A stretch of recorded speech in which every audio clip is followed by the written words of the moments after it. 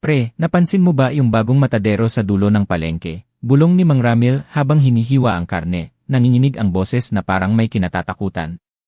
Ngumiti lang ako noon, akala ko nagbibiro na naman siya. Sa dami ng kwento sa palengke, mga multo, tikbalang, aswang, sanay na kami.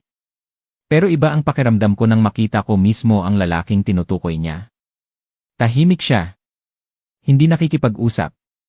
Lagi lang nakayuko habang nagtataga ng karne. Pero ang kakaiba, hindi naubusan ang paninda niya. Kahit hating gabi na, may sariwa pa rin siyang karne. Hindi yan normal, dagdag ni Mang Ramil. 3 araw na akong nagbabantay. Walang dumarating na supply pero puno pa rin ang mesa niya. Napatingin ako sa kanya. Saan galing? Hindi siya sumagot agad. Lumulok lang siya, saka bumulong, baka hindi galing sa hayop. Kinilabutan ako pero pinilit kong tawanan. Grabe ka naman, Mang. Baka naman may sariling farm lang.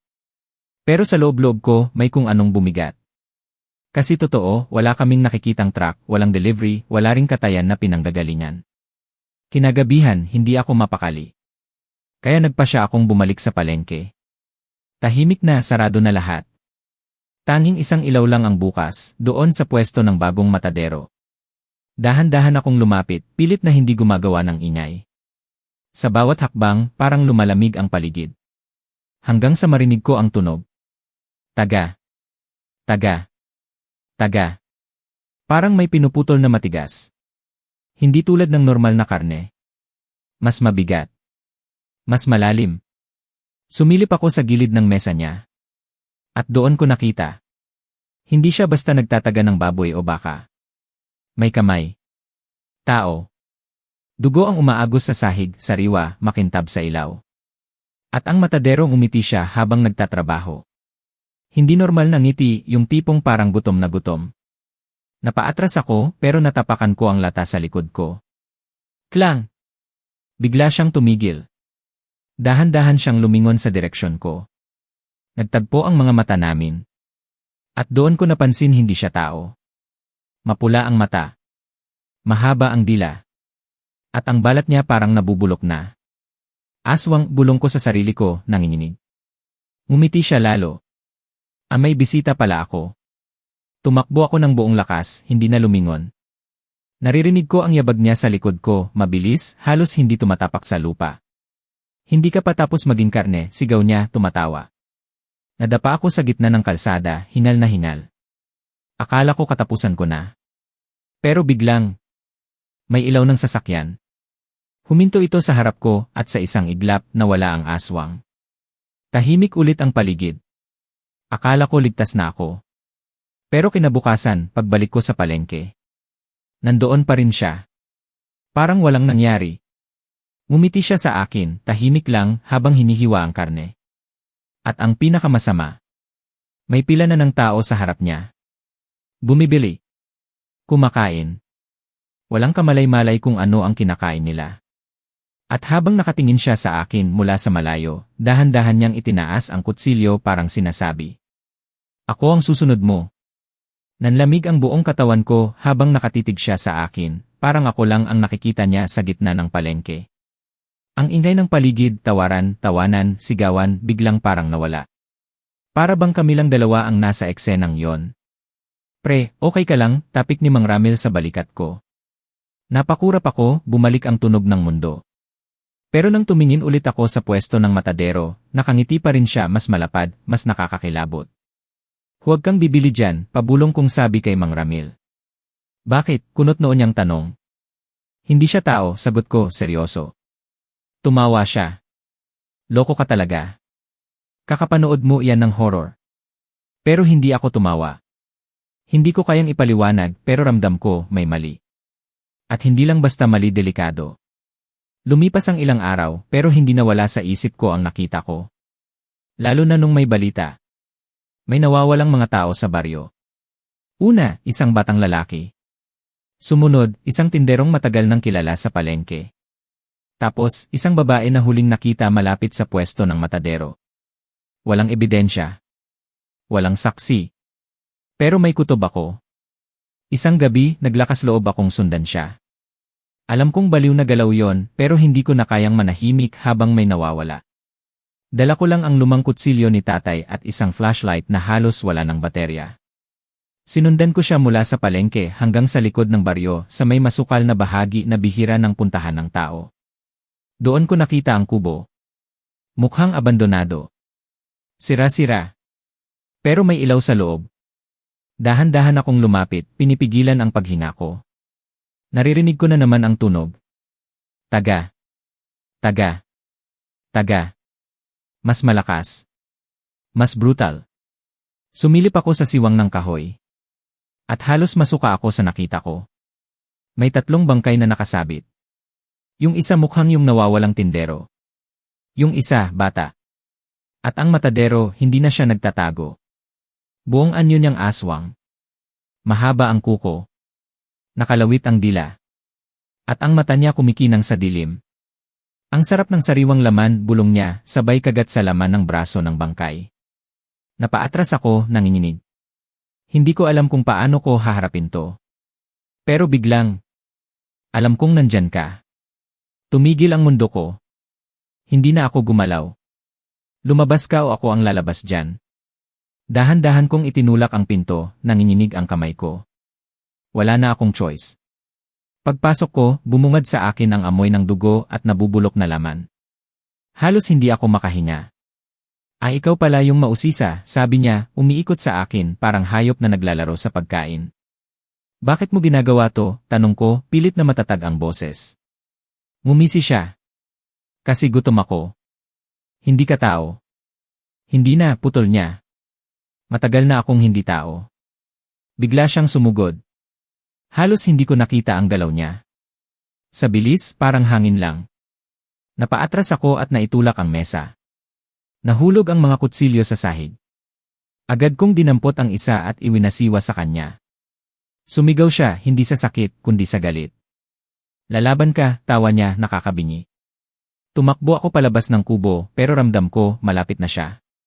Sobrang lapit. Parang isang hina na lang, tapos na ako. Pero biglang, may sumigaw mula sa dilim. Huwag! Isang matandang lalaki ang lumabas, may hawak na anting-anting at asin. Layuan mo siya, sigaw niya, sabay hagis ng asin sa aswang. Napaatras ang halimaw, sumisigaw sa galit. Hindi pa kita tapos, banta nito, bago tuluyang tumalon palayo sa dilim. Napatumba ako sa lupa, hingal na hingal. Lumapit ang matanda. Anak, matagal na naming hinahanap yan. Bakit hindi nyo pinapatay? Tanong ko, halos umiiyak.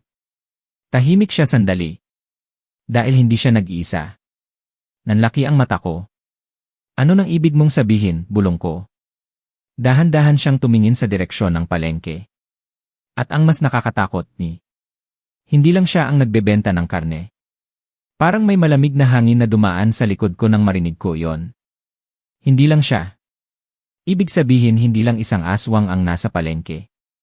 Hindi pwedeng, bulong ko, pero kahit ako, hindi ko pinaniwalaan ang sarili ko. Tinulungan ako ng matanda na tumayo.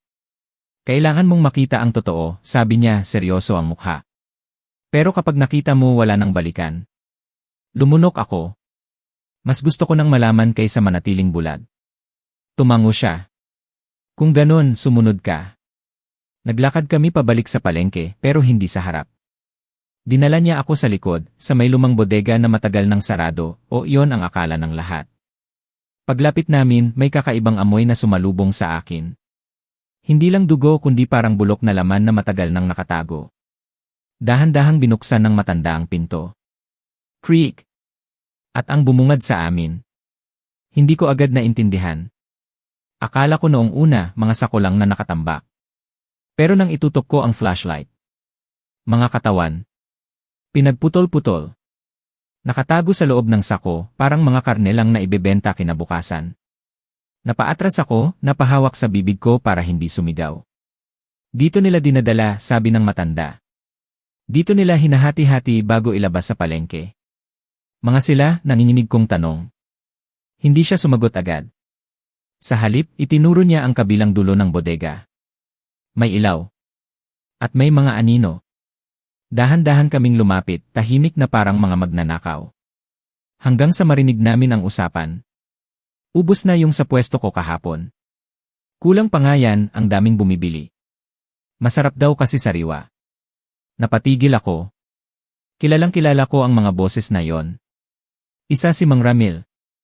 Napanghina ako. Hindi pwedeng siya. Sumilip ako. At doon ko nakita. 3 tao ang nakapaligid sa mesa. Pero hindi na sila mukhang tao. Habang nagsasalita sila, unti-unting lumalabas ang tunay nilang anyo, mapupulang mata, matutulis na ngipin, at balat na parang unti-unting nabubulok. Si Mang Ramil ngumiti. Yung batang bagong salta siya na lang ang susunod. Biglang tumigil ang puso ko. Ako yon. Alam nila. Alam nila na nakakita ako. At sa isang iglap, tumingin siya direkta sa pinagtataguan ko. Hindi ka pa rin marunong magtago, iho. Nalaglag ang flashlight ko. Clack! Tahimik. 1 segundo. 2 segundo. Tapos. Sakto, gutom na ako, sabi niya sabay tawa. Tumakbo ako ng buong lakas palabas ng bodega, hindi na tumingin sa likod. Naririnig ko ang yabag nila, hindi 1, hindi 2. 3. O baka higit pa. Takbo, sigaw ng matanda, pero sa boses niya, ramdam ko, kahit siya, natatakot. Lumabas kami sa palengke, pero hindi na ito mukhang normal. Ang mga ilaw kumikislap. Ang mga tao hindi gumagalaw. Parang may mali sa lahat. Hindi sila lalabas sa liwanag, sigaw ng matanda. Pero biglang, namamatay ang ilaw, isa-isa. Patay. Patay. Patay. Hanggang sa kadiliman na lang ang natira. At sa dilim na yon, may mga matang kumikislap. Marami. Napakarami. Akala mo isa lang ako, narinig kong boses ng matadero mula sa likod ko. Ako ang umpisa. Ang palengke sa amin na to. Unti-unti silang lumalapit. At sa bawat hakbang nila, naririnig ko ang gutom. At doon ko na-realize, hindi lang pala karne ang binebenta nila sa palengke, kundi ang buong baryo. At ako na ang susunod na ilalagay sa mesa. Parang huminto ang oras habang papalapit sila, 1, 2, 3, hindi ko na mabilang. Ang mga matang kumikislap sa dilim, parang mga hayop na sabik sa dugo. Nararamdaman ko ang init ng hininga nila kahit ilang hakbang pa lang ang layo. Hindi pa huli ang lahat, bulong ng matanda sa tabi ko, pero ramdam ko sa boses niya, kahit siya, hindi sigurado. Ano nang gagawin natin, tanong ko, halos mawalan na ng lakas. Sunog, sagot niya agad. Sunugin natin ang pugad nila. Napatingin ako sa bodega. Pero paano yung mga tao? Tahimik siya sandali. Tapos sinabi niya, kung hindi natin sila pipigilan ngayon, wala nang matitirang tao. Bago pa ako makasagot, biglang may sumugod mula sa dilim. Isang aswang diretso sa akin.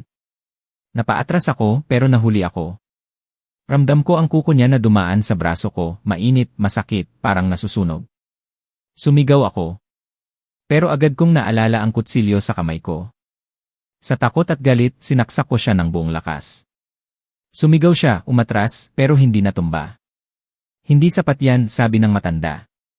Kailangan mong tamaan ang puso. Paano ko gagawin yon kung hindi sila tumitigil, sigaw ko, halos mawalan ng pag-asa.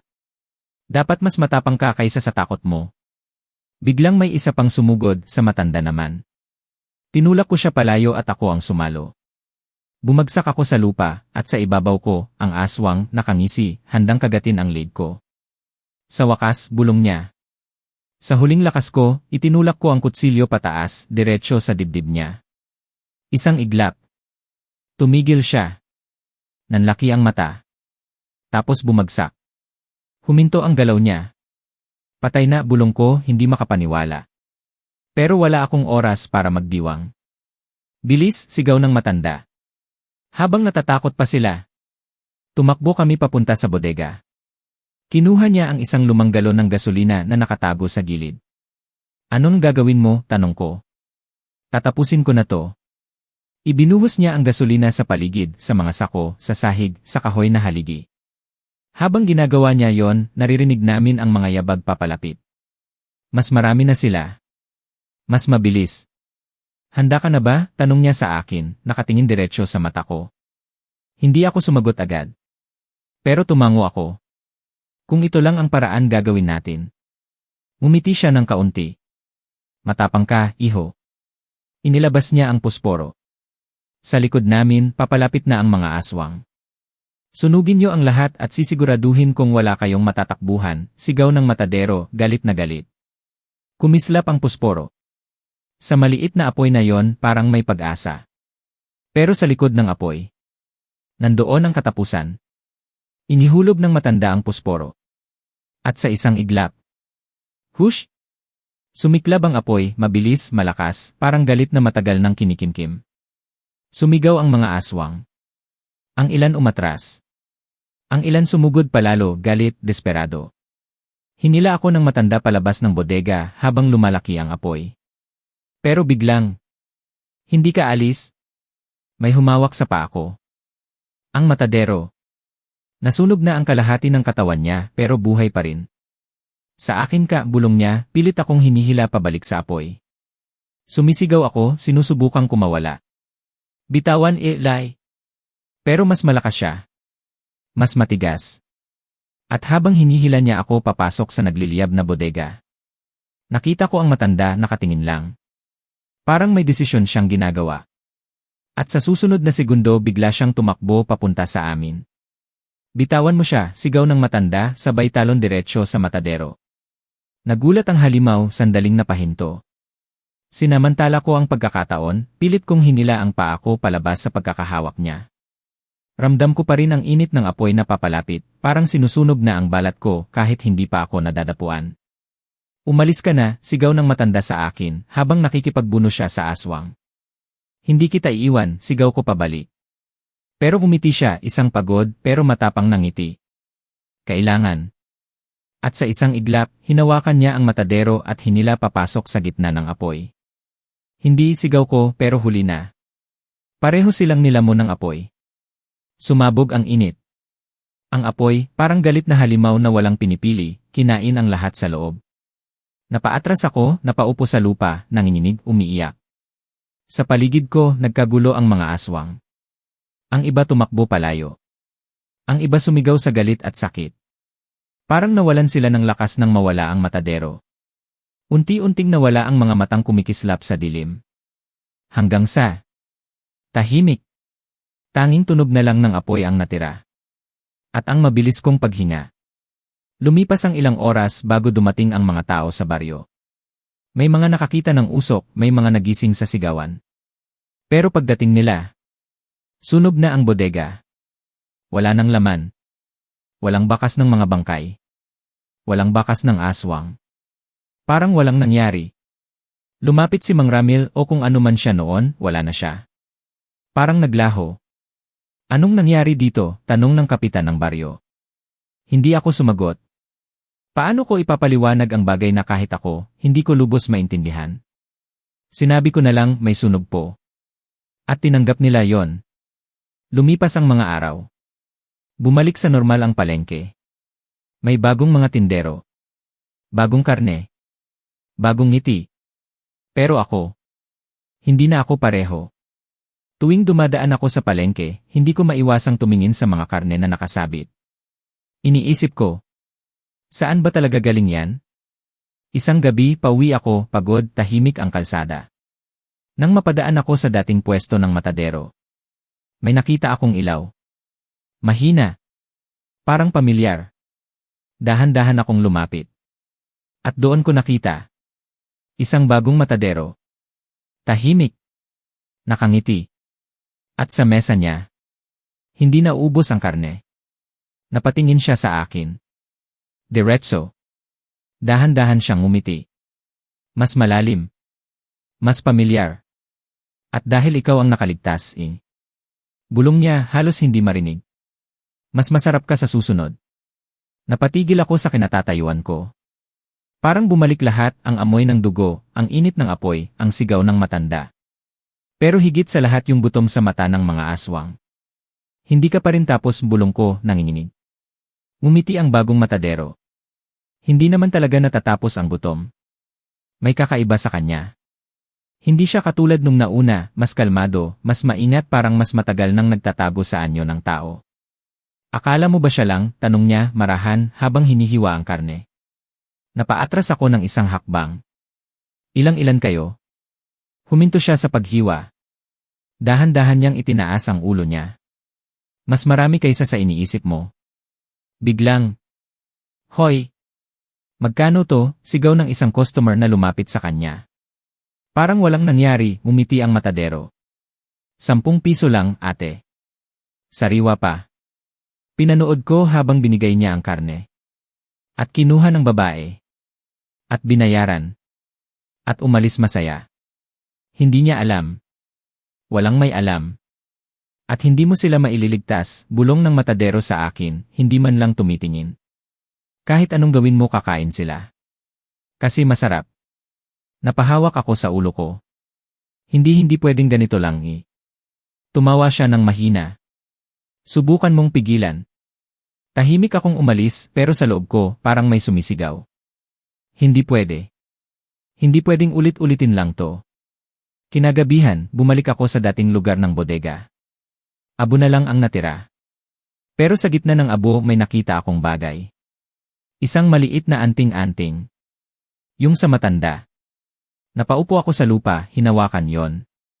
Mainit pa parang may buhay. At ikaw na ang susunod, naalala ko ang sinabi niya. Hindi para maging biktima. Kundi para lumaban. Kinabukasan, hindi na ako natakot. Pumasok ako sa palengke, diretso sa pwesto ng bagong matadero. Maraming tao. Maingay. Normal. Pero para sa akin ito na ang Jera. Lumapit ako sa kanya. Handa ka na ba? Tanong niya, parang alam na niya. Hinawakan ko ang anting-anting sa bulsa ko. At ikaw, sagot ko. Ngumiti siya. Mas malalim. Mas madilim. Matagal na akong handa. Biglang, namatay ang ilaw sa buong palengke. Isa-isa. Parang kahapon lang. Nagkagulo ang mga tao. Sigawan. Takbuhan. Pero ako hindi gumalaw. Kasi sa dilim. Naririnig ko sila. Hindi lang isa. Hindi lang dalawa. Marami. Napakarami. At ngayon, bulong ng matadero mula sa kung saan. Hindi ka na makakatakas. Humigpit ang hawak ko sa anting-anting. Ramdam ko ang tibok ng puso ko, malakas, mabilis, parang sasabog. Pero sa pagkakataong yon, hindi na ako tumakbo. Dahan-dahan akong lumingon sa dilim. At doon ko nakita. Mga mata. Paligid. Sa taas. Sa baba. Sa likod ko. Napapalibutan na ako. Ngunit bago sila makalapit. Uminit ang anting-anting sa kamay ko. Biglang. May liwanag. Maliwanag. Masakit sa mata. Sumigaw ang mga aswang. ENT, galit na sigaw ng matadero. At ngayon sabi ko sa unang pagkakataon. Hindi na nanginginig ang boses ko. Hindi na ako ang mangangaso ninyo. Isang hakbang. 2. Papunta sa gitna nila. Habang ang liwanag sa kamay ko ay lalo pang lumalakas. At sa dilim ng palengke, ako na ang naging liwanag na kinatatakutan nila. Umingay ang paligid sa sigaw ng mga aswang. Para silang nasusunog kahit hindi pa sila nadadapuan ng apoy. Sa bawat hakbang ko, mas lumalakas ang liwanag ng anting-anting, parang may sariling buhay, parang may sariling galit. Hindi pwede ito, galit na sigaw ng matadero. Isa ka lang. Huminto ako sa gitna ng palengke. Tumingin ako sa paligid, sa mga matang nagtatago sa dilim, sa mga aninong gumagalaw na parang mga gutom na hayop. Hindi na, sagot ko, mababa pero buo. Biglang may sumugod mula sa kaliwa. Hindi ko na inisip. Sa isang iglap, itinaas ko ang kamay ko. At sumiklab ang liwanag. Sumigaw ang aswang habang tumilapon pabalik, parang tinamaan ng matinding puwersa. Nanlaki ang mata ko. Ganito pala, bulong ko. Hindi, sigaw ng matadero. Hindi mo alam ang ginagawa mo. Umiti ako ng bahagya. Tama ka pero matututo ako. Sunod-sunod silang sumugod. 1. 2. 3. Pero sa bawat paglapit nila, tinataboy sila ng liwanag. Parang may pader sa paligid ko, hindi nila malapitan. Pero napansin ko.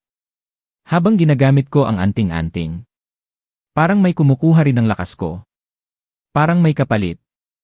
Napahawak ako sa dibdib ko. Ano to eh?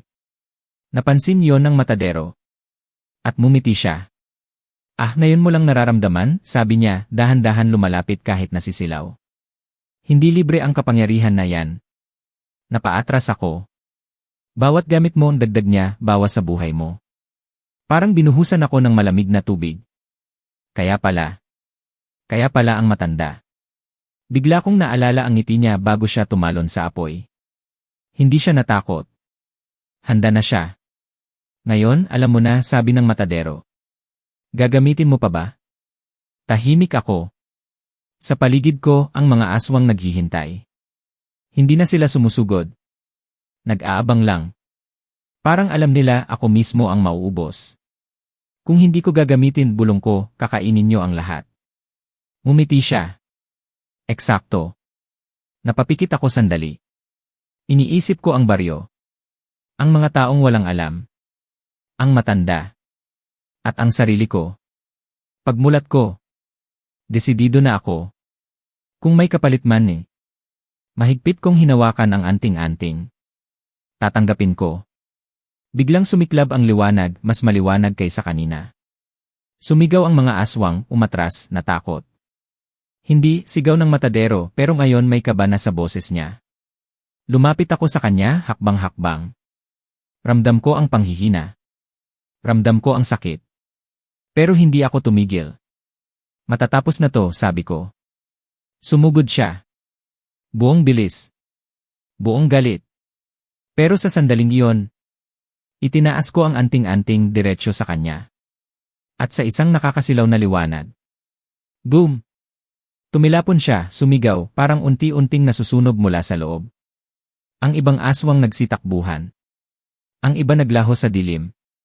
At nang humupa ang liwanag. Tahimik. Wala na sila. Wala na ang matadero. Wala na ang mga mata sa dilim. Napaupo ako sa gitna ng palengke. Hinal. Mahina. Halos wala ng lakas. Natapos na bulong ko. Pero sa loob ko, ramdam ko, may nawala. Hindi lang lakas, kundi oras. Buhay. Dahan-dahan akong tumingin sa anting-anting sa kamay ko. Mahina na ang liwanag nito. Halos patay na. Magkano pa ang natitira, bulong ko. At sa likod ko, sa pinakamadilim na parte ng palengke, may isang pares ng mata na muling kumislap. Tahimik. Nagmamasid. At isang pamilyar na bulong ang dumaan sa hangin. Hindi pa tapos eh. Parang bumulong ang hangin sa tenga ko, pero malinaw, may nagmamasid pa rin. Kahit wala na ang ingay, kahit wala na ang galaw, may natitira. Pinilit kong tumayo kahit nanginginig ang tuhod ko. Mabigat ang katawan ko, parang bawat galaw ko ay may kapalit na sakit. Pero hindi na ako pwedeng huminto. Lumabas ka, sabi ko, mahina pero matatag. Tahimik. Isang segundo. 2. Hanggang sa may anino na gumalaw mula sa sulok. Dahan-dahan siyang lumapit sa liwanag ng buwan. At doon ko nakita. Isang babae. Mukhang normal. Maputi ang balat, mahaba ang buhok, tahimik ang mga mata. Pero may mali. Sobrang kalmado. Sobrang tahimik. Ang galing mo, sabi niya, nakangiti ng marahan. Hindi ko inasahan na abot ka dito. Napahigpit ang hawak ko sa anting-anting. Isa ka pa sa kanila. Hindi siya umiling. Hindi rin siya tumango. Mas matagal pa ako kaysa sa kanila, sagot niya. Nanlaki ang mata ko. Hindi ako basta aswang, dagdag niya. Ako ang nagturo sa kanila. Nanlamig ako. Ikaw, bulong ko, ikaw ang pinagmulan. Ngumiti siya. Pwede mong sabihin. Tahimik akong napalunok. Bakit, tanong ko. Bakit niyo ginagawa to? Lumapit siya ng konti, hindi nagmamadali. Dahil tao kayo, sagot niya. Madaling lokohin. Madaling pakainin kahit sarili niyong laman. Napatingin ako sa paligid, sa palengke, sa mga mesa, sa mga lugar na puno ng kasinungalingan. At ikaw, sabi niya, iba ka. Hindi ka tumakbo. Hindi ka sumuko. Pero ngumiti siya ng mas malalim. Pagod ka na. Hindi ako sumagot. Kasi totoo. Ramdam ko ang panghihina. Ramdam ko ang pagod na hindi na kayang itago. Alam mo kung ano ang pinakamaganda sa lahat? Tanong niya. Hindi ako nagsalita. Hindi kita kailangang habulin. Huminto ang tibok ng puso ko. Ano nang ibig mong sabihin? Dahan-dahan niyang itinuro ang kamay ko. Ang anting-anting. Tumingin ako. At doon ko nakita. Halos wala na itong liwanag.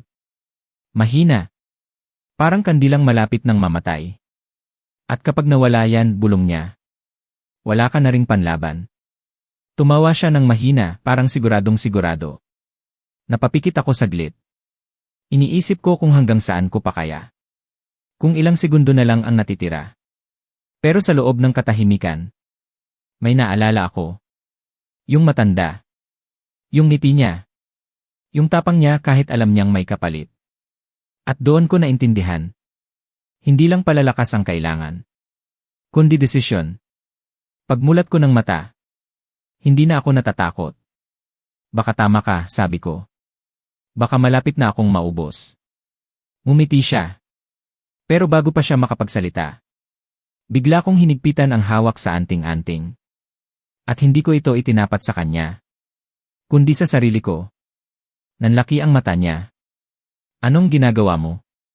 At kung mauubos din lang ako Bulong ko. Siguraduhin kong may kasama. Sa huling lakas ko, pinisil ko ang anting-anting. At sa isang nakakasilaw na liwanag, parang sumabog ang buong paligid. Sumigaw siya. Sa unang pagkakataon, natakot. Ang liwanag hindi lang lumabas sa kamay ko, kundi sa buong katawan ko. Parang apoy na hindi nasusunog, kundi naglilinis. Sumigaw ang babae, umatras, pilit lumalaban. Hindi ka dapat, sigaw niya. Pero huli na. Habang lumalakas ang liwanag, unti-unti siyang nawawala. Parang usok na tinatangay ng hangin. At sa gitna ng liwanag, naramdaman ko ang sarili ko. Unti-unting nawawala rin. Pero hindi ako natakot. Umiti ako. Kasi sa wakas, tahimik na. Walang sigaw. Walang gutom. Walang dilim. At bago tuluyang mawala ang lahat, isang huling bulong ang lumabas sa hangin.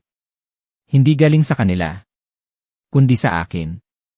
Hindi na kayo makakabalik ni. Kinabukasan. Tahimik ang palengke. Normal. Walang kakaiba. Walang nawawala. Walang kwento. Parang walang nangyari. Pero sa isang sulok, may isang matandang babae ang nagtitinda ng kandila. Tahimik. Ngumiti siya sa mga dumadaan. At sa bawat kandilang binibenta niya, may maliit na simbolo. Parehong simbolo ng anting-anting. At sa bawat bibili, mahina niyang binubulong.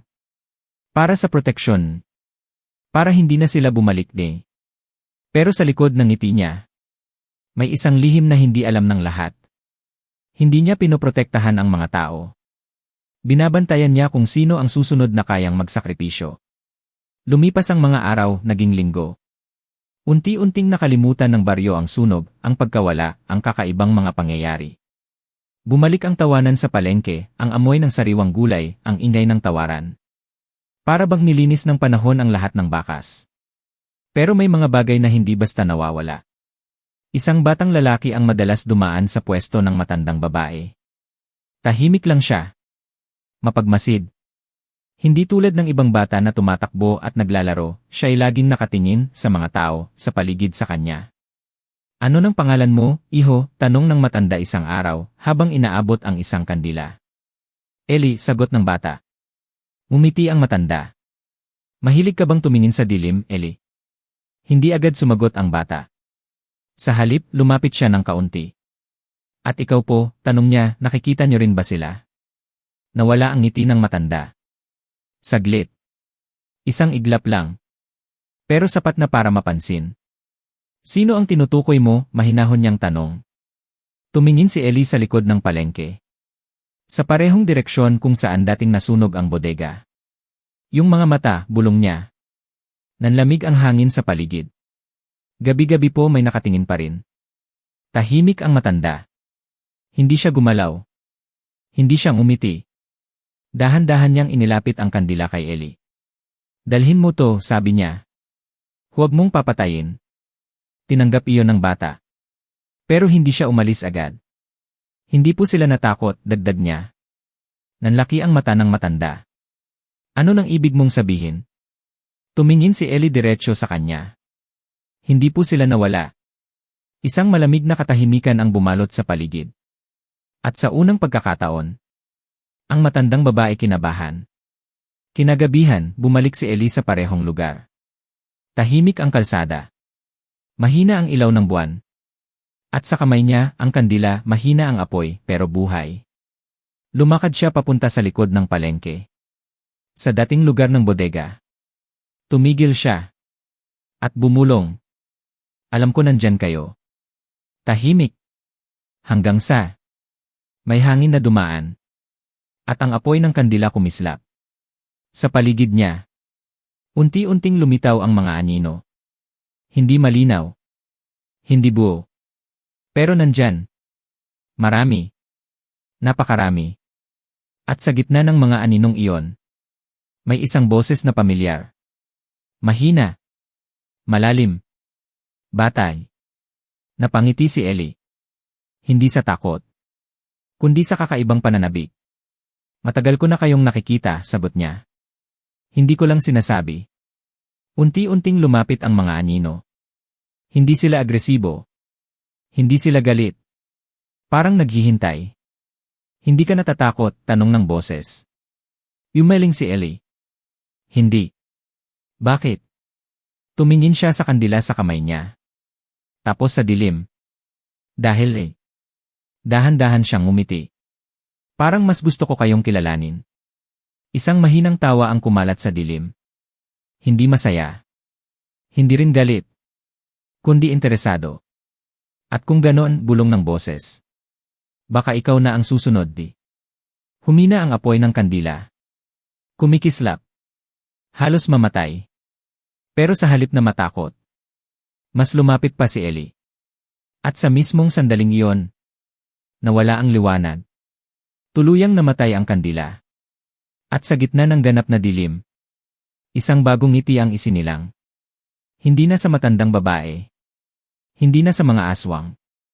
Kundi sa bata.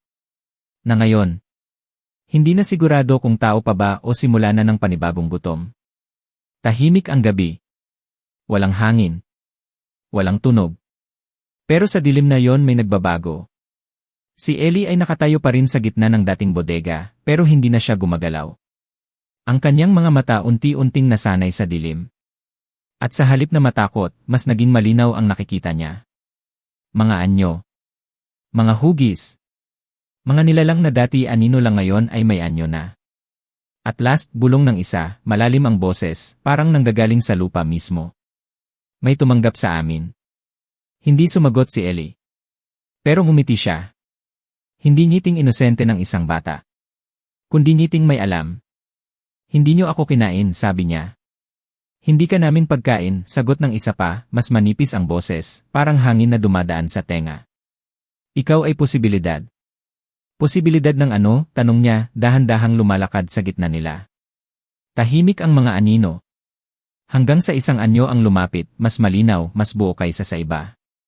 At ikaw ang pipili, sabi nito. Sa sandaling iyon, may kung anong gumalaw sa loob ni Ellie. Parang may dalawang boses. Isa, mahina, pamilyar parang alaala ng dati niyang sarili. At isa, malalim, malamig gutom. Kung sasama ako sa inyo, bulong niya. Ano ang mangyayari? Dahan-dahang umikot ang mga anino sa paligid niya. Makikita mo ang mundo sa tunay nitong anyo. Makakaramdam ka ng gutom pero hindi ka na kailanman magiging mahina. Hindi ka na magiging biktima. Magiging ikaw ang kinatatakutan. Napapikit si Ellie. Sandali lang. Isang hininga. Dalawa. At sa pagmulat niya, may pagbabago. Ang kanyang mga mata bahagyang kumislap sa dilim. Hindi pula. Hindi pa. Pero hindi na rin normal. Kung hindi ako sasama, tanong niya. Tahimik ulit. Mas mabigat. Mas malamig. Mananatili kang tao eh. Mahina ni. At isang araw kakainin ka rin namin. Isang simpleng sagot. Walang emosyon. Walang awa. At doon, napangiti si Ellie. Hindi dahil masaya siya. Kundi dahil naintindihan niya. Ang mundo. Hindi pala ito tungkol sa tama o mali. Kundi sa kung sino ang mananatiling buhay. Kung ganon, sabi niya, mahina. Bakit hindi ko nalang baguhin ang laro? Nanlaki ang mga mata ng mga anino. Hindi ka pa handa, sabi ng isa. Pero huli na. Biglang itinaas ni Ellie ang kamay niya. At kahit wala ng kandila, may liwanag na lumabas. Mahina. Pero kakaiba. Hindi tulad ng anting-anting. Hindi tulad ng apoy. Ito ay galing sa kanya. Hindi ako magiging katulad niyo, sabi niya. Pero hindi na rin ako magiging tulad nila. Nagkagulo ang mga anino. Hindi pwede yan, sigaw ng isa. Walang gitna, sigaw ng isa pa. Pero si Ellie, hindi umatras. Kung may gutom, bulong niya. Pipiliin ko kung kailan at sino. At sa sandaling iyon, parang may pumutok sa hangin. Isang lakas na hindi nila inaasahan. Ang mga anino na paatras. Hindi dahil sa sakit, kundi dahil sa gulat. At kung kailangan kong lumaban sa inyo, dagdag niya, malamig ang boses. Gagawin ko. Tahimik. Walang gumalaw. Walang lumapit. Hanggang sa dahan-dahang umatras ang mga anino pabalik sa dilim. Hindi sila natalo. Pero hindi rin sila nanalo. Iniwan nila siya. Mag-isa. Sa gitna ng gabi. At sa unang pagkakataon, hindi siya bata. Hindi rin siya halimaw. Kundi isang bagay na bago. Kinabukasan. Nagising ang baryo na parang normal. Ang palengke buhay na ulit. Ang mga tao walang alam. Pero sa isang sulok, may isang batang nakatayo. Tahimik. Pinapanood ang lahat. At sa bawat dumadaan sa kanya, may kung anong nararamdaman. Isang kakaibang kaba. Na hindi nila maipaliwanag. Ellie, tawag ng isang tindera. Tulungan mo nga ako dito. Ngumiti siya. Lumapit. Parang normal. Pero habang inaabot niya ang karne sa mesa, saglit siyang tumigil. Hinawakan niya ito. At sa isang iglap, parang may nakita siya. Mga alaala. Sigaw. Dugo. At gutom. Binitiwan niya ito agad. Tahimik. Pero sa loob niya, may bumubulong. Pwede mo iyan tikman. Napapikit siya. Huminga ng malalim. At mumiti. Hindi sa gutom. Kundi sa kontrol. Hindi pa, bulong niya. Pero sa ilalim ng kanyang boses, may isang pangakong unti-unting nabubuo. Na balang araw. Kapag dumating ang oras, hindi siya magiging biktima ng dilim. Kundi siya ang magiging dahilan kung bakit ito babalik. At sa malayo, sa pinakamadilim na parte ng baryo, may mga matang muling nagmulat. Nagmamasid. Naghihintay. Hindi na para umatake, kundi para makita kung ano ang magiging kahihinatnan ng batang na maaaring maging pinakamapanganib sa kanilang lahat. Lumipas ang mga buwan. Tahimik ang baryo pero hindi na ito ang dating katahimikan. Parang may nakatagong tibok sa ilalim ng lahat, isang lihim na hindi nakikita pero nararamdaman. At si Ellie. Hindi na siya basta batang naglalakad sa palengke. Napansin ng mga tao, hindi siya nagkakasakit. Hindi siya napapagod. At higit sa lahat parang lagi siyang may alam na hindi nila alam. Ang weird na ng batang yan, bulong ng isang tindera. Parang nakakatakot minsan tumingin. Baka guni-guni mo lang yan, sagot ng isa, pero halata sa boses niya, hindi rin siya sigurado. Isang gabi, may nawawala na naman. Isang lalaking lasing na huling nakita sa madilim na eskinita. Kinabukasan, wala na. Walang dugo. Walang bakas. Parang nilamon lang ng hangin. Bumalik na ba sila, bulong ng mga tao? Pero si Ellie, alam niya ang totoo. Nakatayo siya sa parehong eskinita noong gabing iyon. Tahimik. Pinapanood ang dilim. At ito na ba ang sinasabi niyong gutom, bulong niya? Mula sa anino. May sumagot. Hindi pa. Unti-unting lumitaw ang isang anyo, isa sa mga naunang anino. Hindi agresibo. Hindi galit. Kundi mapagmasid. Hindi ka pa pumipili, sabi nito. Hindi mo pa tinatanggap. Tumingin si Ellie sa kanyang kamay. Walang anting-anting. Walang apoy. Pero may init. Hindi ko kailangan pumili, sagot niya. Pwede akong gumawa ng sarili kong daan. Tahimik ang anino. Ang mga nauna sa'yo, bulong nito. Sinubukan din yan. Nasaan na sila, tanong ni Ellie. Saglit na katahimikan. Tapos. Naging kagaya namin o naging abo? Ngumiti si Ellie. Hindi ako magiging alinman. At sa sandaling iyon, biglang may sumigaw mula sa dulo ng eskinita. Help! Tulong! Isang babae. Takot na takot. May humahabol sa kanya. Isang aswang. Mabilis. Gotten. Nanlaki ang mata ng babae nang makita si Ellie. Pakiusap, tulungan mo ako. Tumigil ang mundo. Isang segundo. 2. Sa likod niya, nararamdaman niya ang presensya ng mga anino, nagmamasid. Naghihintay. Ano ang pipiliin niya? Kung sino siya? Kung ano siya? Huminga si Ellie ng malalim. Tumingin sa babae. Tumingin sa aswang. At mumiti. Hindi masama. Hindi mabait. Kundi desidido. Sa isang iglap. Nawala siya sa kinatatayuan niya. At sa susunod na sandali, nasa harap na siya ng aswang. Mabilis. Hindi normal. Hindi siya pagkain, sabi niya, malamig ang boses. Huminto ang aswang. Nagulat. Umalis ka, bata.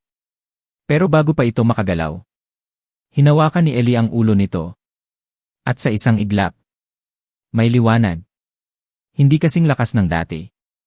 Pero sapat. Sumigaw ang aswang. Hindi sa sakit. Kundi sa takot. Hindi ikaw ay. At bago pa nito matapos, biglang nawala ang anyo nito. Parang hinigop. Parang binura. Tahimik. Wala na. Bumagsak ang babae sa lupa, nanginginig. Salamat, umiiyak niyang sabi. Tumingin si Ellie sa kanya. Tahimik. Pinagmasdan. At sa sandaling iyon, may bumubulong ulit sa loob niya. Pwede mo pa siyang tikman. Napapikit siya. Isang iglap. 2. Pagmulat niya. Ngumiti siya. Umuwi ka na, sabi niya. At tumango ang babae, agad na tumakbo palayo. Tahimik ulit ang eskinita. At mula sa dilim, unti-unting lumabas ang mga anino. Hindi galit. Hindi agresibo. Kundi humanga. Ngayon lang namin nakita yan, bulong ng isa. Hindi ka kumain. Pero hindi ka rin nagpakatao.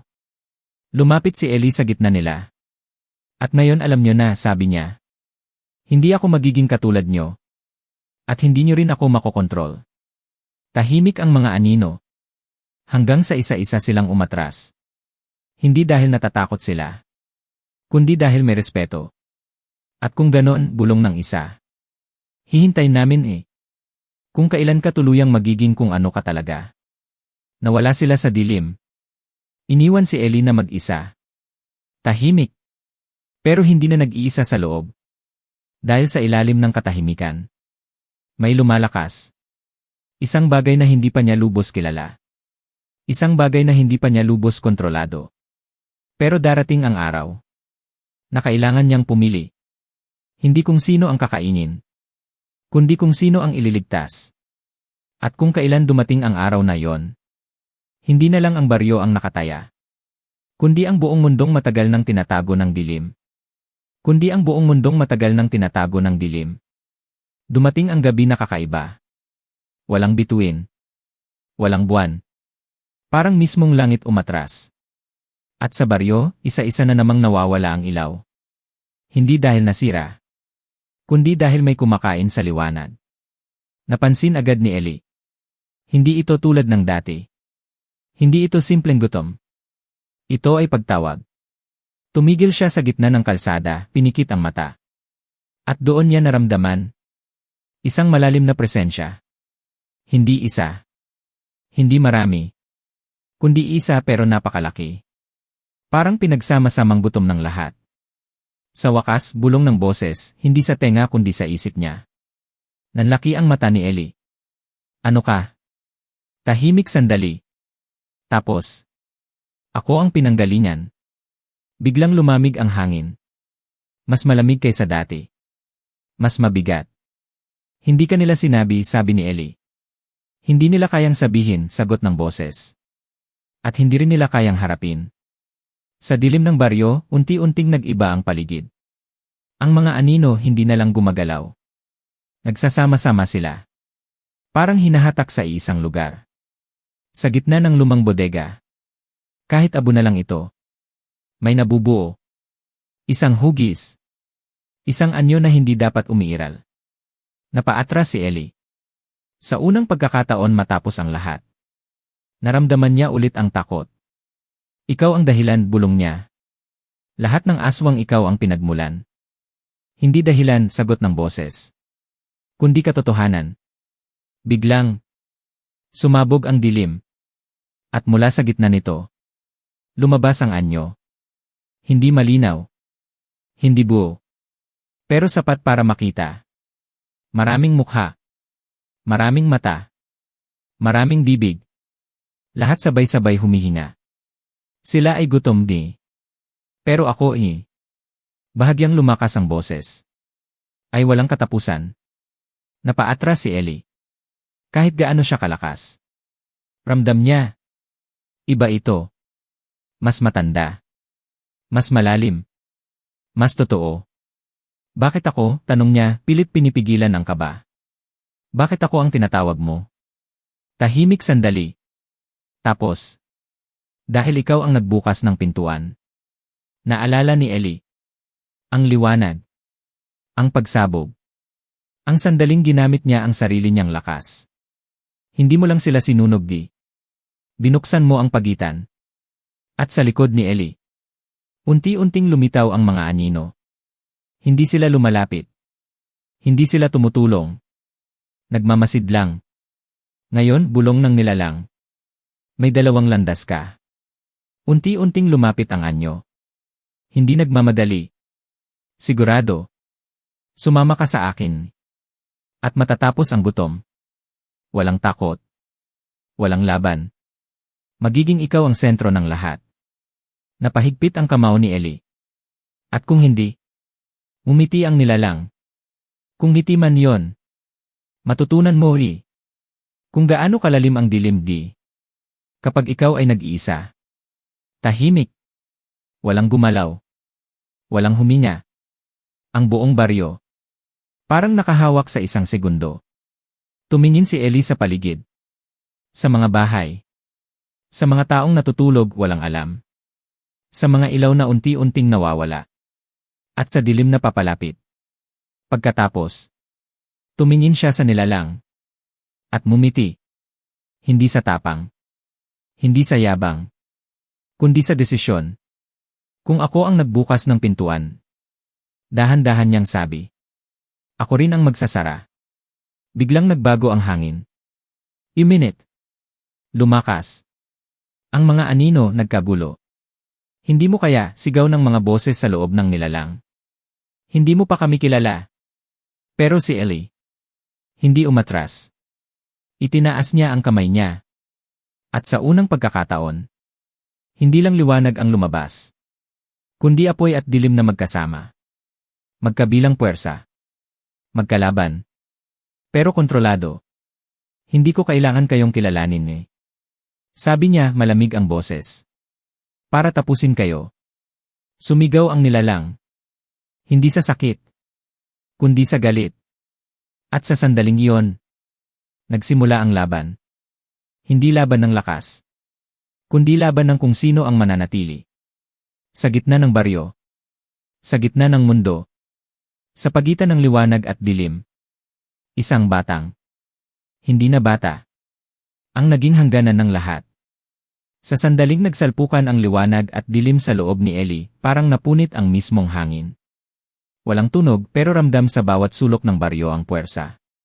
Ang mga bahay ay bahagyang yumanig, ang mga ilaw ay sabay-sabay kumislap, at ang mga natutulog na pabalikwas kahit hindi nila alam kung bakit. Sa gitna ng lahat, si Ellie ay nakatayo, mataas ang kamay, habang ang apoy at anino ay umiikot sa kanya na parang dalawang bagyong naglalaban. Hindi ka dapat umiiral, ungol ng nilalang, sabay paglawak ng anyo nito. Dumami ang mga bibig, sabay-sabay bumukas. Ikaw ay pagkakamali. Hindi, sagot ni Ellie, mabigat ang paghinga.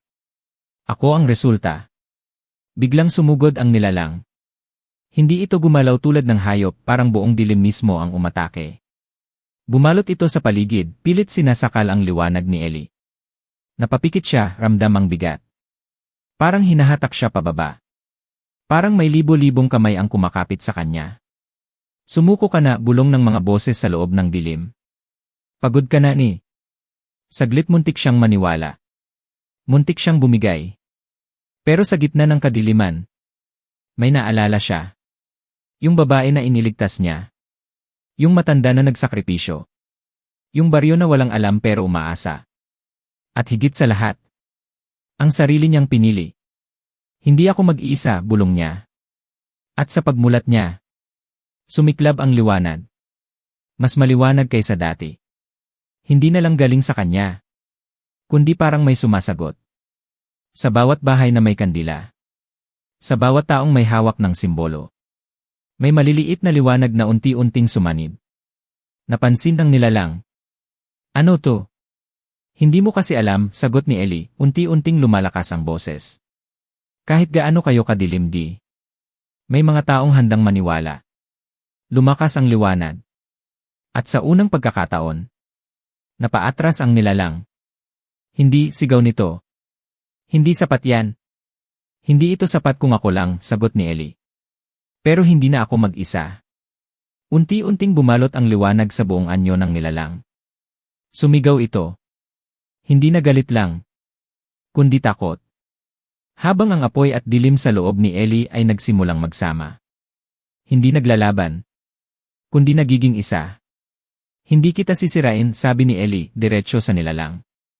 Isasara kita. Biglang, isang malakas na pagsabog ng enerhiya. Hindi tulad ng dati. Hindi mapanira, kundi parang pagsasara ng sugat. Unti-unting lumiit ang anyo ng nilalang. Ang mga mata nito isa-isang nawawala. Ang mga bibig tumatahimik. Hindi pa tapos, mahina nitong bulong. Babalik kami. Ngumiti si Ellie.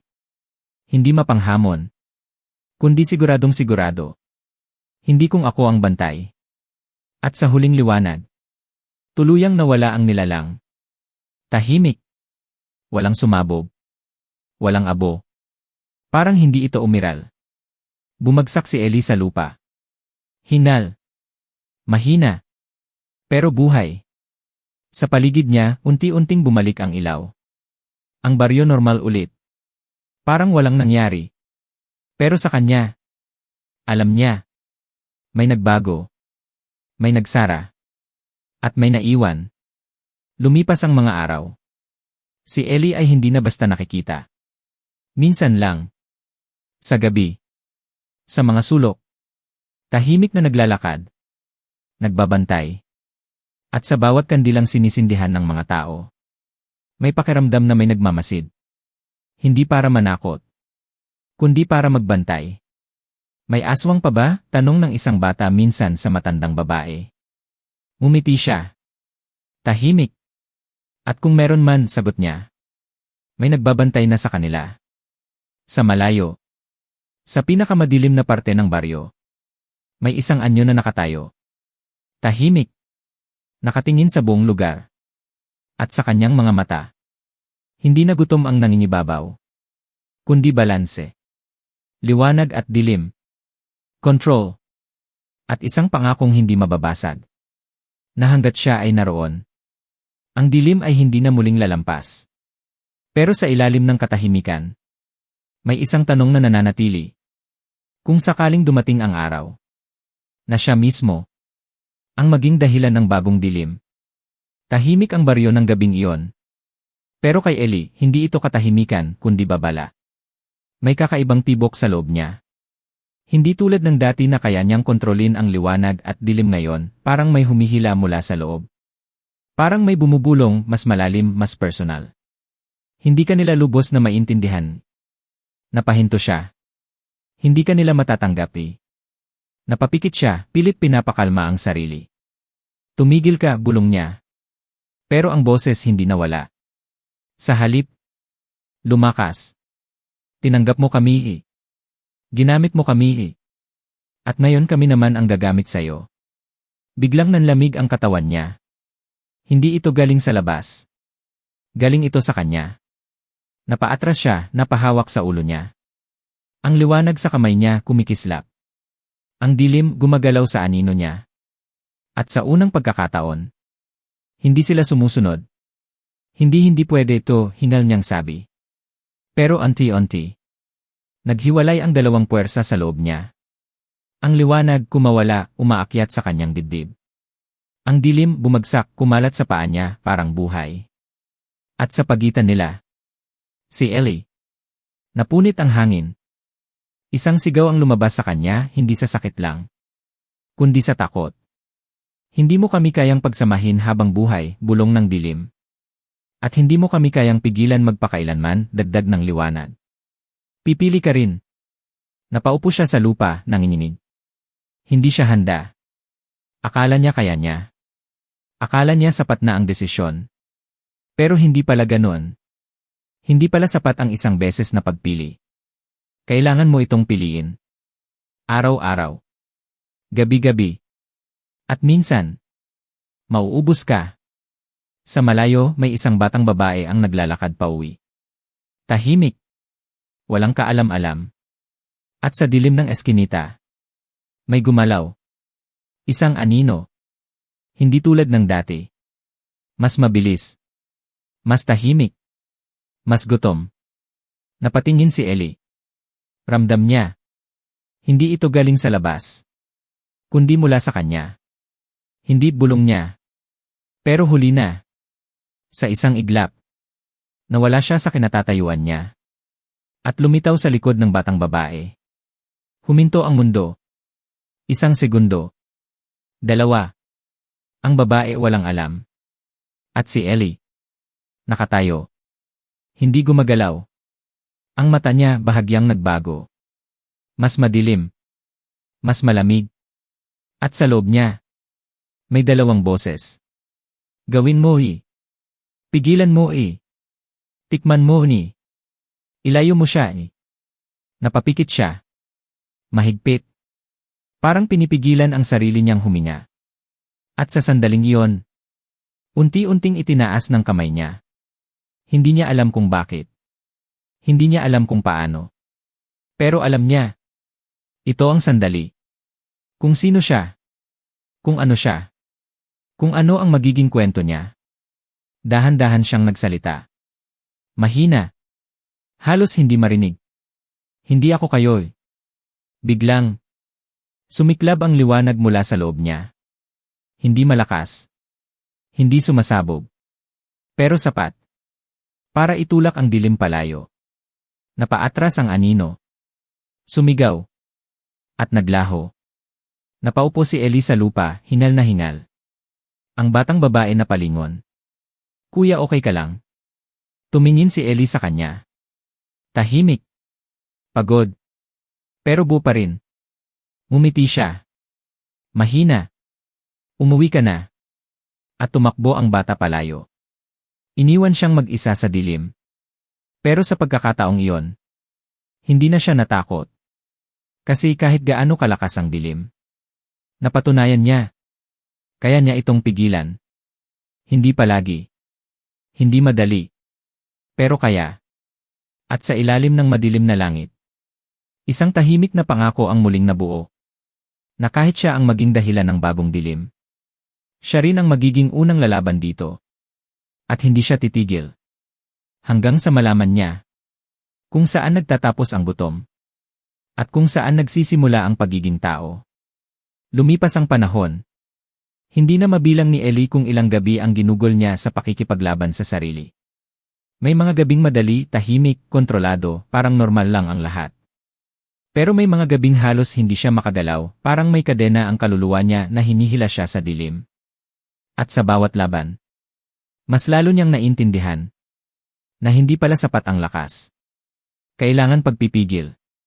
Isang gabi, umupo siya sa bubong ng isang lumang bahay, pinapanood ang baryo habang natutulog ang lahat. Ang mga ilaw isa-isa nang namamatay. Ang hangin malamig. Tahimik. Pero sa loob niya, hindi. Hanggang kailan mo kami pipigilan, bulong ng dilim. Hanggang sa mapagod ka, dagdag nito. Hanggang sa mawala ka. Napapikit siya. Hindi na siya sumagot. Kasi alam niya, hindi mawawala ang boses. Hindi mawawala ang gutom. Pero pwede niyang piliin. Kung pakikinggan niya ito. Sa malayo may nakita siyang gumalaw. Isang lalaki, gumagapang sa gilid ng kalsada, sugatan, parang may tinatakbuhan. At sa likod nito, isang anino. Pero hindi katulad ng dati. Mas payat. Mas mabilis. Mas tahimik. At ito na naman tayo, bulong ni Ellie. Tumayo siya. At sa isang iglap, nawala. Lumitaw siya sa pagitan ng lalaki at ng anino. Huminto ang anino. Hindi ito umatake agad. Parang kinilala siya. Hindi ka naming kalaban, bulong nito. Hindi na. Napakunot ang noo ni Ellie. Ano nang ibig mong sabihin? Unti-unting lumapit ang anino. Hindi agresibo. Kundi maingat. May mas malala na dumarating. Nanlamig ang hangin. Mas malala kaysa sa pinanggalingan nyo, tanong ni Ellie. Tahimik sandali. Tapos, napatingin si Ellie sa sugatang lalaki sa likod niya. Anong nangyari sa kanya? Hindi kami ang may gawa niyan, sagot ng anino. May iba. Sa unang pagkakataon matapos ang lahat. May kaba ulit sa dibdib ni Ellie. Anong klaseng iba? Hindi sumagot ang anino. Sa halip itinuro nito ang langit. Napatingin si Ellie. At doon niya nakita. Hindi bituin. Hindi buwan. Kundi isang itim na marka sa langit. Parang punit. Parang may gustong pumasok. Hindi na ito tungkol sa gutom, bulong ng anino. Kundi sa pag-angkin. Napahigpit ang kamao ni Ellie. Kung ganon hindi lang ako ang kailangang magbantay. Hindi, sagot ng anino. Hindi ka na mag-isa. Unti-unting lumitaw ang iba pang anino sa paligid. Hindi para umatake. Kundi para tumabi sa kanya. Isang kakaibang alyansa. Liwanag. Dilim. At kung ano man si Ellie sa pagitan. Kung darating man sila, sabi niya, mababa ang boses. Hindi natin hahayaan. Tumango ang mga anino. Tahimik. Desidido.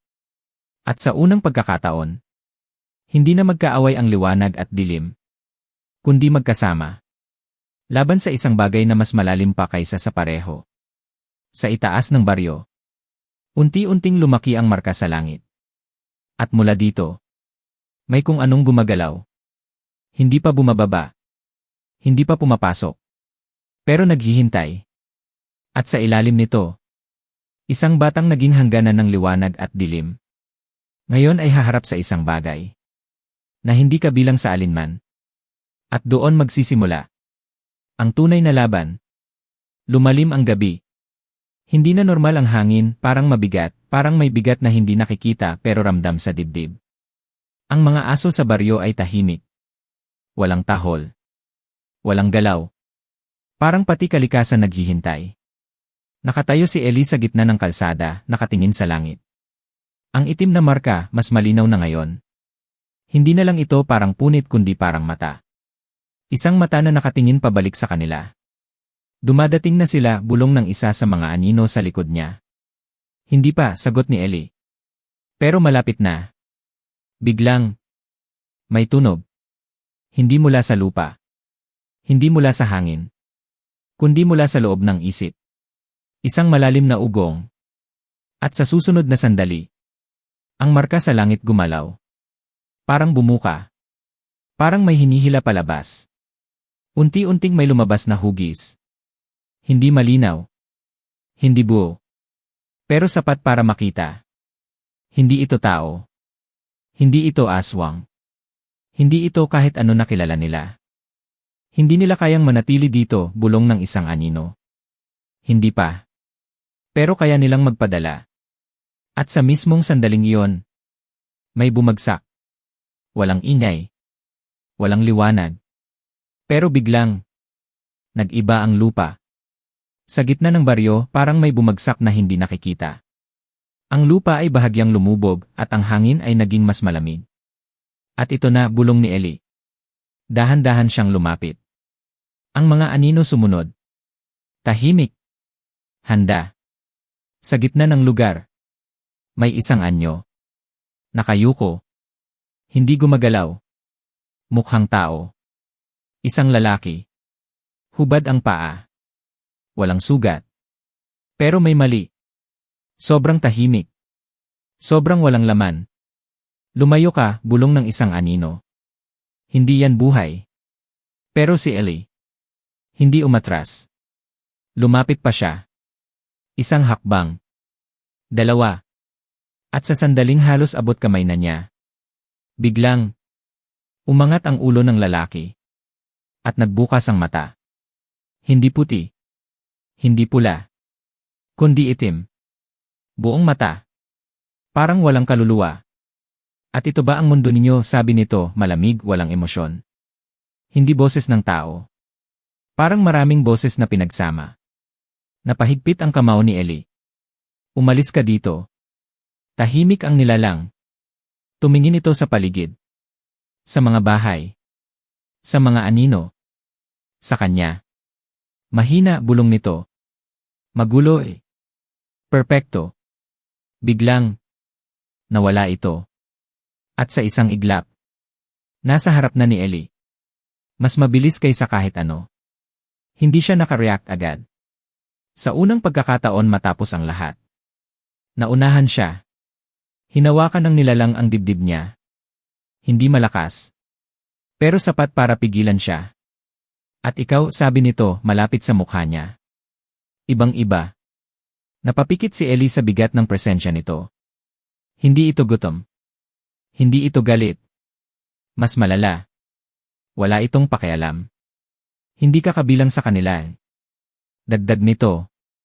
At hindi ka rin kabilang sa amin. Dahan-dahang umiti si Ellie. Kahit nahihirapan. Eksakto. Biglang. Sumiklab ang liwanag at dilim sa loob niya. Sabay. Walang paghihiwalay. Walang pagdududa. At sa isang malakas na pagbuga. Napaatras ang nilalang. Sa unang pagkakataon. Napahinto ito. Hindi sa sakit. Kundi sa pagtataka. Ano ka? Tanong nito. Huminga ng malalim si Ellie. Tumayo. Diretso. At ikaw, sagot niya. Tahimik ang hangin. Tahimik ang mundo. At sa pagitan nila, dalawang bagay na hindi dapat nag-exist sa isang lugar. Kung hindi ka gutom, sabi ni Ellie. At hindi ka takot, ni. Lumapit siya ng isang hakbang. Bakit ka nandito? Saglit na katahimikan. Tapos, ngumiti ang nilalang. Kung ngiti man yon, para baguhin ito. Biglang, nagsimulang mag-iba ang paligid. Ang lupa parang natutunaw. Ang hangin nagiging mabigat. Ang mga anino na paatras. Hindi ito laban, bulong ng nilalang. Kundi simula. At sa sandaling iyon, naunawaan ni Ellie. Hindi ito tulad ng dati. Hindi ito kalaban na kayang talunin lang. Ito ay pagbabago. At kung hindi niya ito mapipigilan, hindi lang baryo ang mawawala, kundi ang buong mundo na kilala niya. Humigpit ang kamao niya. At sa ilalim ng madilim na langit, nagsimula ang laban. Na walang kasiguraduhan kung sino ang mananatili. Unti-unting nag-iba ang mundo sa paligid nila. Hindi ito parang ilusyon. Hindi rin panaginip. Ito ay parang tinatanggal ang dating anyo ng realidad at pinapalitan ng isang bagay na hindi kayang ipaliwanag ng isip ng tao. Ang lupa sa ilalim ni Ellie hindi na solid. Parang gumagalaw, parang may sariling pulso. Ang hangin, hindi na hangin. Parang may bigat na pumipisil sa dibdib. At ang nilalang sa harap niya. Hindi na mukhang tao. Ang anyo nito ay nagiging mali. Minsan tao. Minsan anino. Minsan wala. Hindi mo ito mapipigilan, sabi nito, malamig ang boses. Hindi ka ginawa para dito. Huminga ng malalim si Ellie. Ramdam niya. Ang liwanag sa loob niya ay nanginginig. Ang dilim gustong kumawala. Pareho silang hindi komportable. Hindi ako ginawa para sa kahit ano, sagot niya. Pinili ko to. Biglang. Sumugod ang nilalang. Hindi na ito mabilis lang. Parang sabay-sabay itong nasa lahat ng direksyon. Sa harap. Sa likod. Sa taas. Sa loob. Napapikit si Ellie. Hindi niya kayang sundan. Hindi niya kayang labanan sa bilis. Kaya ginawa niya ang isang bagay na hindi pa niya nagagawa. Hindi siya gumalaw. Tahimik. Sa gitna ng kaguluhan. At doon niya naramdaman. Hindi sa mata. Hindi sa tenga. Kundi sa loob. Kung nasaan ang nilalang. At sa isang iglap. Binuksan niya ang mata. At umatake. Hindi sa lakas. Kundi sa direksyon. Tinamaan niya ito. Sa unang pagkakataon. Napaatras ang nilalang. Hindi dahil sa sakit. Kundi dahil. Tinamaan ito. Impossible, bulong nito. Ngumiti si Ellie. Hindi ako nakikipaglaban sa bilis mo. Lumapit siya. Isa pang hakbang. Hinahanap kita. Tahimik ang paligid. Ang mga anino hindi na umaatras. Nagmamasid. Natututo. Biglang. Sumigaw ang nilalang. At ang paligid. Tuluyang nabasag. Parang salamin na nabiyak. Sa isang iglap. Nawala ang baryo. Nawala ang langit. Nawala ang lupa. At silang dalawa. Nasa isang lugar na walang anyo. Walang simula. Walang katapusan. Dito ka dapat nabibilang, sabi ng nilalang. Wala kang kontrol dito. Napatingin si Ellie sa paligid. Walang kahit ano. Walang liwanag. Walang dilim. Kung wala akong kontrol. Bulong niya. Bakit ako pa rin ang nakatayo? Tahimik. Sa unang pagkakataon. Hindi agad sumagot ang nilalang. At doon. Napansin ni Ellie. May limitasyon ito. Hindi ito perpekto. Hindi ito ganap. Hindi ka kumpleto, sabi niya. Biglang nagbago ang anyo ng nilalang. Mas magulo. Mas agresibo. Hindi mo ako kayang intindihin. Hindi ko kailangan, sagot ni Ellie. At sa sandaling iyon, hindi niya ginamit ang liwanag. Hindi niya ginamit ang dilim. Kundi ang sarili niya. Ang desisyon. Ang kontrol. Isang hakbang. At isa pa. Palapit sa nilalang. At sa bawat hakbang. Parang bumabalik ang anyo ng mundo. Mahina. Pero nandyan. At kung gusto mong baguhin ang mundo, sabi niya diretso sa harap nito. Kailangan mong lampasan ako. Tahimik. Walang galaw. Walang hangin. Walang oras. At sa unang pagkakataon, ang nilalang. Nag-isip. Hindi ka bahagi ng sistema. Bulong nito. At hindi ka rin hadlang Lumapit ito. Malapit. Halos magdikit ang mukha nila. Isa kang pagkakamali. Ngumiti si Ellie. At minsan bulong niya. Ang pagkakamali ang nag-aayos ng lahat. Biglang. Isang malakas na pulso ang kumalat sa paligid. Hindi liwanag. Hindi dilim. Kundi presensya. At sa loob ng walang anyong lugar. Nagsimulang mabasag ang kontrol ng nilalang. Unti-unti. Mabagal. Pero sigurado. Hindi, bulong nito. At ito na, sabi ni Ellie. Ang hangganan mo. At sa sandaling iyon, nagsimulang bumalik ang mundo. Ang baryo. Ang langit. Ang lupa. Ang hangin. At ang nilalang. Nakatayo pa rin. Pero iba na. Mas tahimik. Mas limitado. Hindi ito nawala. Hindi ito natalo. Pero hindi na rin ito malaya. Tumingin ito kay Ellie. At sa unang pagkakataon, may emosyon. Hindi galit. Hindi gutom. Kundi pagkilala. Hindi pa tapos, sabi nito. Tumango si Ellie. Alam ko. Tahimik ang gabi. Bumalik ang baryo. Parang walang nangyari. Pero sa ilalim ng normal na mundo, may bagong balanse. At may bagong batas. Na kahit ano pang dumating, may isang nilalang na hindi kailanman magpapasakop. Hindi sa liwanag. Hindi sa dilim. Kundi sa sarili niyang desisyon.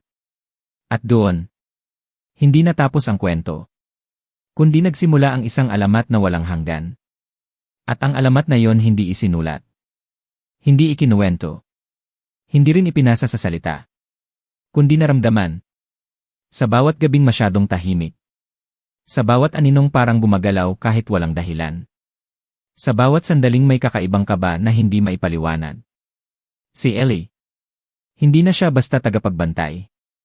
Hindi na rin siya basta bata. Unti-unti. Nawala siya sa mundo ng normal. Hindi dahil umalis siya. Kundi dahil hindi na siya kayang makita ng kahit sino. May mga nagsasabing may nakikita silang anyo sa gilid ng mata nila. May mga nagsasabing may nararamdaman silang presensya tuwing nasa panganib sila. Na parang may pumipigil sa isang bagay bago pa ito mangyari. At sa bawat kwento, may isang pare-parehong detalye. Isang pares ng mata. Hindi pula. Hindi itim. Kundi kalmado. Nagbabantay.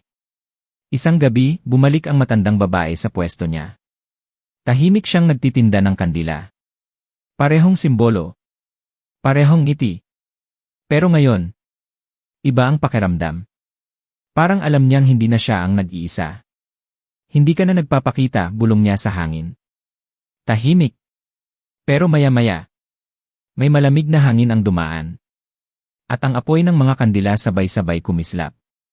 Ngumiti siya. Bantay ka pa rin. Sa malayo. Sa pinakamadilim na bahagi ng baryo. May isang anyo na nakatayo. Hindi gumagalaw. Hindi nagsasalita. Pero naroon. Pinapanood ang lahat. At sa kanyang likod, may dalawang anino. Hindi kalaban. Hindi kaibigan. Kundi bahagi. Ang liwanag at dilim sa loob niya. Hindi na naglalaban. Kundi tahimik na magkasama. Pero kahit ganon, hindi ibig sabihin tapos na. Dahil sa bawat balance, may posibilidad ng pagkasira. At sa isang gabing walang hangin, may batang lalaki ang napatingin sa langit. At nakita niya, hindi lang isang marka, kundi dalawa. Mas maliit. Mas malayo. Pero naroon. Nagbabantay. Naghihintay. At kung isa lang ang dumating noon, bulong ng bata. Ilan pa kaya ngayon? Sa parehong sandali. Napalingon si Ellie. Mula sa dilim. Nararamdaman niya. Hindi ito haka-haka. Hindi ito guni-guni. Totoo. At mas malala. Hindi pa talaga tapos, bulong niya sa sarili. At sa unang pagkakataon matapos ang lahat, may kakaibang emosyon sa mata niya. Hindi takot. Hindi galit. Kundi paghahanda. Dahil alam niya, ang susunod na darating, hindi na basta pagsubok, kundi pagsalakay. At kung sakaling mangyari iyon, hindi na sapat ang isang bantay. Hindi na sapat ang isang desisyon. Kailangan niya ng iba. Ng katulad niya. O baka, ng mas malala pa kaysa sa kanya. At sa ilalim ng tahimik na gabi, isang bagong tanong ang isinilang. Hindi kung sino ang kalaban, kundi kung sino ang kakampi. At sa tanong na yon, magsisimula ang panibagong kabanata. Ng alamat na hindi kailanman matatapos. Ng alamat na hindi kailanman matatapos. At sa katahimikan ng gabing iyon nagsimula ang paghahanap. Hindi para sa kalaban, kundi para sa mga katulad niya. Si Ellie ay hindi na basta nagbabantay, ngayon, naghahanap siya. Sa bawat baryo na pinupuntahan niya, sa bawat lungsod na tahimik sa umaga pero may tinatagong dilim sa gabi, may mga nararamdaman siyang kakaiba. Hindi lahat ay aswang. Hindi lahat ay halimaw. May ilan na katulad niya. Mga taong hindi naganap na tao. Pero hindi rin tuluyang nawawala sa liwanag. Isang gabi, napadpad siya sa isang maliit na bayan sa gilid ng kagubatan. Tahimik. Sobrang tahimik. Walang aso. Walang ingay. Pero may presensya. Hindi ito normal, bulong niya. Dahan-dahan siyang naglakad sa gitna ng kalsada. At doon niya nakita isang babae. Nakatayo sa gitna ng daan. Hindi gumagalaw. Nakatingin lang sa kanya. Mahaba ang buhok. Maputi ang balat. At ang mata. Kumikislap sa dilim. Matagal na kitang hinihintay, sabi niya. Huminto si Ellie. Hindi kita kilala. Ngumiti ang babae. Kilala mo ako, hindi mo lang maalala. Nanlaki ang mata ni Ellie. Sa loob niya, may gumalaw. Isang alaala. Isang pakiramdam. Pero hindi malinaw. Ano ka? Tanong niya. Dahan-dahang lumapit ang babae. Isang bagay na tulad mo eh. Pero mas matagal nang nag-iisa. Tahimik ang hangin. Hindi ako nag-iisa, sagot ni Ellie. Hindi na. Ngumiti ang babae. Sigurado ka? Biglang, nagbago ang paligid. Ang bayan parang nawala. Ang mga bahay naglaho. At sila, nasa gitna ng isang malawak na dilim. Parang walang hanggan. Ganito ang mundo kapag walang pumipigil, sabi ng babae. Ganito ang mangyayari kapag dumating sila. Napahigpit ang kamao ni Ellie. Hindi ko hahayaan. Lumapit pa siya. Isang hakbang. Kung katulad kita, sumama ka sa akin. Tahimik ang babae. Pinagmasdan siya. Mula ulo hanggang paa. Parang sinusukat. Parang hinahanap kung nagsasabi siya ng totoo. Hindi ako sumusunod, sagot niya. Hindi rin ako sumusunod, sagot ni Ellie. Saglit. Isang mahabang katahimikan. Tapos, ngumiti ang babae. Hindi malamig. Hindi madilim. Kundi may pag-asa. Kung ganon bulong niya. Baka pwede tayong magkasama. Sa isang iglap. Bumalik ang mundo. Ang bayan. Ang hangin. Ang katahimikan. Pero may nagbago. Hindi na siya mag-isa. Anong pangalan mo? Tanong ni Ellie. Tumingin ang babae sa langit. Saglit. Parang nag-iisip. Ako, sabi niya. Matagal nang walang pangalan. Napangiti si Ellie. Kung ganon pipili tayo. Tahimik silang naglakad. Magkatabi. Hindi magkaaway. Hindi pa rin ganap na magkakampi. Pero sapat para magsimula. Sa malayo. Sa itaas ng langit.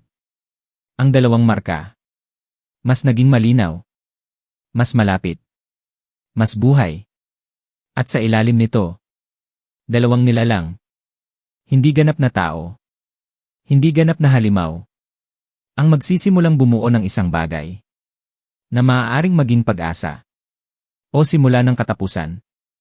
At sa bawat hakbang nila, isang bagong kwento ang isinusulat. Hindi ng liwanag. Hindi ng dilim. Kundi ng mga piniling hindi magpasakop sa alinman. At sa kwentong iyon, unti-unting mabubuo ang tanong. Kung ang mga tagapagtanggol ay sila rin ang magiging pinakamalaking banta. Sa paglalakad nina Ellie at ng babaeng walang pangalan, unti-unting naging mabigat ang hangin, parang may paparating na hindi kayang pigilan ng kahit anong lakas. Ang dalawang marka sa langit ay hindi na basta malayo, ngayon, parang bumababa na sila, parang may mga matang unti-unting nagigising mula sa isang mahabang tulog. Hindi na ito babala, bulong ng babae. Ito na mismo. Huminto si Ellie. Sa loob niya, muling nagising ang dalawang puwersa, liwanag at dilim. Pero sa pagkakataong ito, hindi sila nag-aaway. Pareho silang tahimik naghihintay. At kung dumating sila, sabi niya, mababa ang boses, tatayo tayo. Ngumiti ang babae. At kung hindi sapat, Tumingin si Ellie sa kanya, diretsyo, walang pag-aalinlangan. Gagawin nating sapat. Sa mismong sandaling iyon, biglang nagbago ang langit. Ang unang marka ay bumukas, at mula rito ay bumuhos ang isang presensya na hindi kayang ilarawan, hindi ito anyo, kundi bigat. Parang ang buong mundo ay pinisil, parang ang realidad mismo ay tinutupi. Ang mga tao sa baryo ay nagsimulang magising, hindi dahil sa ingay, kundi dahil sa takot na hindi nila maintindihan. Ang mga ilaw ay kumikislap, ang hangin ay sumisigaw, at ang dilim ay tila may sariling buhay. Dumarating na sila, bulong ng babae. Sa likod nila, unti-unting lumitaw ang mga anino, ang mga dating kalaban. Ngunit ngayon, hindi sila umatake. Tumabi sila. Tahimik. Parang kinikilala ang mas malaking panganib. Hindi natin ito kayang labanan ng lakas lang, sabi ng babae. Hindi natin kailangang labanan, sagot ni Ellie. Kailangan lang natin itong pigilan. Biglang, ang ikalawang marka sa langit ay nagbukas din. At mula rito, may bumagsak na liwanag, hindi mainit, hindi maliwanag, kundi malamig. Isang uri ng liwanag na walang emosyon. Walang awa. Sa pagitan ng dalawang puwersa, ang bumabagsak na dilim at ang malamig na liwanag, ang mundo ay nagsimulang magbitak. Napaatras ang mga anino. Napahigpit ang kamao ng babae. At dito malalaman, bulong niya, kung sino ka talaga. Tumahimik si Ellie. Isang segundo. 2. Sa sandaling iyon, lahat ng ingay ay nawala. Ang sigaw, ang hangin, ang mundo, lahat tumigil. At sa gitna ng katahimikan, pinili niya. Hindi liwanag. Hindi dilim. Kundi ang sarili niya. Bigla siyang umangat, hindi sa hangin, kundi sa presensya. Ang kanyang katawan ay hindi nagliwanag, hindi rin naging anino. Kundi naging buo. Isang anyo na hindi kayang hatiin. At kung gusto ninyong kunin ang mundong ito, sabi niya, ang boses ay hindi malakas, pero umabot sa lahat. Kailangan niyong lampasan ako. Sumabog ang enerhiya. Hindi parang laban. Kundi parang pagsalubong ng dalawang bagyo na biglang pinahinto. Ang bumabagsak na dilim ay tumigil. Ang malamig na liwanag ay nag-alinlangan. Sa unang pagkakataon, may pumigil sa kanila. Sumigaw ang mga presensya mula sa langit. Hindi sa galit kundi sa pagkabigla. Parang hindi nila inaasahan na may ganitong umiiral. Hindi ka bahagi ng balance, umalingaw-ngaw ang boses. Ngumiti si Ellie. Hindi ako ginawa para sa balance eh. Ginawa ko ang sarili ko. At sa sandaling iyon, itinulak niya ang kanyang kamay pasulong. Hindi lakas. Hindi kapangyarihan. Kundi desisyon. At mula sa desisyong iyon, lumawak ang isang puwersa na hindi pa kailanman nakita. Ang dilim ay umatras. Ang liwanag ay humina. At ang dalawang marka sa langit nagsimulang magsara. Unti-unti. Mabagal. Pero hindi mapipigilan. Sumigaw ang mga presensya, pilit bumabalik, pilit kumakapit sa mundo. Pero sa bawat segundo, nawawala sila, parang hindi sila kailanman naroon. At sa huling sandali, tahimik. Bumalik ang langit. Bumalik ang hangin. Bumalik ang mundo. Bumagsak si Ellie sa lupa. Mahina. Hinal. Halos wala ng lakas. Lumapit ang babae, lumuhod sa tabi niya. Natapos na, bulong niya. Umiling si Ellie, mahina ang ngiti. Hindi natapos Tumigil lang. Tahimik silang dalawa. Sa paligid nila, ang baryo ay unti-unting bumabalik sa normal. Ang mga tao ay nagigising, hindi alam kung bakit sila natakot. Ang mga ilaw ay muling sumindi. Parang walang nangyari. Pero sa langit, wala na ang marka. Sa unang pagkakataon, walang nagbabantay mula sa itaas. Tumingin ang babae kay Ellie. Anong mangyayari sa'yo ngayon? Tahimik siya. Saglit. Pagkatapos, tumayo. Mahina pero matatag. Magbabantay pa rin ako. At kung dumating ulit sila, tumingin siya sa malayo. Sa dilim. Sa liwanag. Sa mundo. Hindi na ako maghihintay. Tahimik ang gabi. Pero ngayon, hindi na ito nakakatakot. Kasi sa ilalim ng lahat, may isang nilalang na piniling maging hangganan. Hindi dahil kailangan, kundi dahil gusto niya. At habang naglalakad siya palayo, kasama ang babaeng dati walang pangalan, isang bagong alamat ang tuluyang nabuo. Nasa mundong puno ng dilim at liwanag. Ang pinakamapanganib na nilalang ay hindi ang halimaw, hindi ang anino, kundi ang taong piniling hindi sumunod sa kapalaran. At sa kanyang bawat hakbang, hindi nagtatapos ang kwento, kundi paulit-ulit na nagsisimula.